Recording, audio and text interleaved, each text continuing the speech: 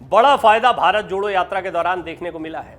इस बड़े फायदे में अभी तक तो आपने कांग्रेस से लोगों के जाने की चर्चाएं सुनी होगी, लेकिन भारत जोड़ो यात्रा का एक बड़ा असर हुआ है कि अब पार्टी के पुराने नेता, नाराज नेता, बगावती तेवर दिखाने वाले नेता भी पार्टी के साथ में खड़े दिखाई दे रहे हैं और ऐसा ही कुछ अब भारत जोड़ो यात्रा में भी देखने को मिला।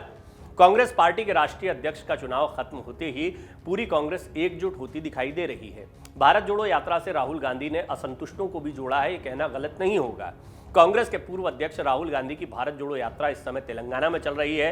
राहुल गांधी की भारत जोड़ो यात्रा की सफलता और कांग्रेस के राजनीतिक नफे नुकसान की कसौटी चुनाव में होगी, लेकिन 50 दिनों की यात्रा में पार्टी के असंतुष्ट नेताओं को जोड़ने में वो कामयाब रहे हैं। राहुल गांधी की कार्यप्रणाली और फैसलों से नाराज असंतुष्ट नेताओं को भी अब उनके साथ चलना अच्छा लग रहा है। पंजाब से लोकसभा सांसद मनीष तिवारी ने यात्रा के 4 राज्यों से गुजर जाने और 50 दिनों के बाद शुक्रवार को राहुल गांधी के साथ में कदम ताल किया। वो राहुल गांधी के साथ भारत जोड़ो यात्रा में चलते नजर आए। असंतुष्टों के ज्ञापन में हस्ताक्षर करने वाले राज्यसभा सांसद विवेक तन्खा भी पिछले दिनों यात्रा में शामिल हुए थे। राहुल की यात्रा मध्य प्रदेश से भी गुजरनी है, लिहाजा इन दिनों वहां इसकी तैयारियां भी चल रही हैं और उसमें भी विवेक तन्खा शामिल हैं।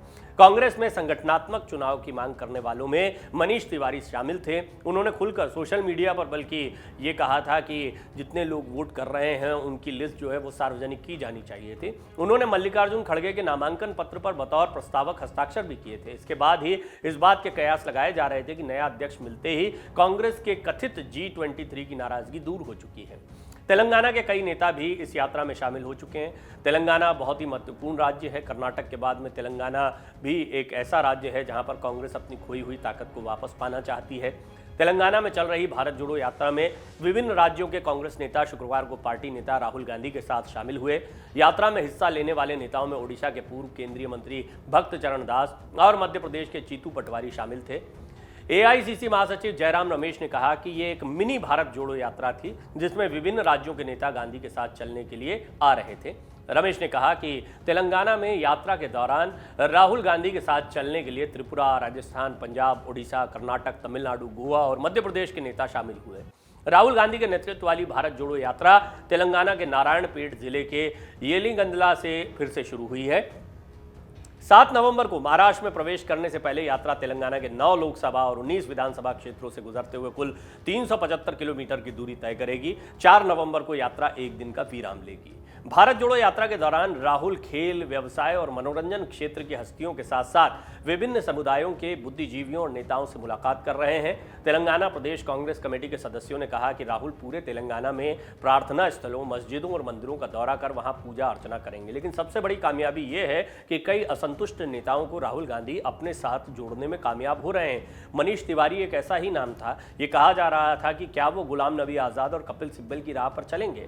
बहरहाल ये एक बड़ी कामयाबी इसलिए है क्योंकि आगे कांग्रेस में एकजुटता दिखाना बहुत महत्वपूर्ण है। आगामी चुनाव से पहले राहुल गांधी का प्रयास ये भी है कि वो अपनी पार्टी को भी जोड़कर रखें। बीजेपी ने तंज कसते हुए उनसे कहा था कि भारत बाद में जोड़ना, पहले अपनी पार्टी को जोड़ो। और पार्टी जोड़ना सचमुच में राहुल गांधी के लिए एक बड़ी चुनौती दिखाई पड़ती है। बहरहाल अभी अगर बात करें तो जिस तरह से राजस्थान पॉलिटिकल क्राइसिस को राहुल ने हैंडल किया है और जिस तरीके से कई रूठे हुए या नाराज नेता उनके साथ चलते दिखाई दे रहे हैं, उससे ये स्पष्ट हो रहा है कि इन सभी नेताओं को भारत जोड़ो यात्रा और राहुल की नई इमेज से बहुत उम्मीदें हैं। ये उम्मीदें अब जाग गई हैं या बढ़ रही हैं। राहुल ने यह भी कहा कि बीजेपी टीआरएस पैसे की राजनीति में लिप्त है। अब तेलंगाना में है तो वो यहाँ के स्थानीय मुद्दों को उठाएंगे, जैसे उन्होंने कर्नाटक में कर्नाटक के मुद्दों को उठाया था। राहुल गांधी ने शुक्रवार को कहा कि अगर पार्टी केंद्र की सत्ता में आती है तो वस्तु एवं सेवा कर पर फिर से विचार किया जाएगा। राहुल गांधी ने तेलंगाना के महबूब नगर जिले में अपनी भारत जोड़ो यात्रा के दौरान एक सभा को संबोधित करते हुए आरोप लगाया कि मौजूदा जीएसटी व्यवस्था ठीक नहीं है। उन्होंने आरोप लगाया कि जीएसटी के ऊपर 2016 में प्रधानमंत्री नरेंद्र मोदी के नेतृत्व वाली सरकार के नोटबंदी से जुड़े फैसले ने छोटे मध्यम व्यवसायों को बर्बाद कर दिया। उन्होंने कहा, जब हमारी सरकार केंद्र में सत्ता संभालेगी तो हम जीएसटी पर फिर से विचार करेंगे और केवल एक टैक्स स्लैब होगा, न कि 5 स्लैब। अब अगर भारत जोड़ो यात्रा की बात करें तो ये बहुत महत्वपूर्ण इसलिए हो जाती है कि बात सिर्फ तेलंगाना और महाराष्ट्र की नहीं है। कन्याकुमारी से ये यात्रा शुरू हुई है, श्रीनगर को जाएगी और पूरे देश में अलग अलग राज्यों से गुजरना है। महाराष्ट्र और राजस्थान जैसे महत्वपूर्ण महत्वपूर्ण पड़ाव यहाँ पर आने हैं। 7 सितंबर को कन्याकुमारी से यात्रा शुरू हुई थी और 3,570 किलोमीटर की दूरी तय करेगी। कश्मीर में समाप्त होने वाली ये यात्रा 12 राज्यों से होकर गुजरेगी। हालांकि ये भारत के इतिहास के किसी भी राजनेता द्वारा पैदल तय की जाने वाली सबसे लंबी यात्रा होगी और इससे राहुल गांधी और कांग्रेस को नई ताकत मिलने की उम्मीद सभी कांग्रेस कार्यकर्ताओं को लगी हुई है। डाउनलोड करें अमर उजाला ऐप और पाएं खबरें लगातार।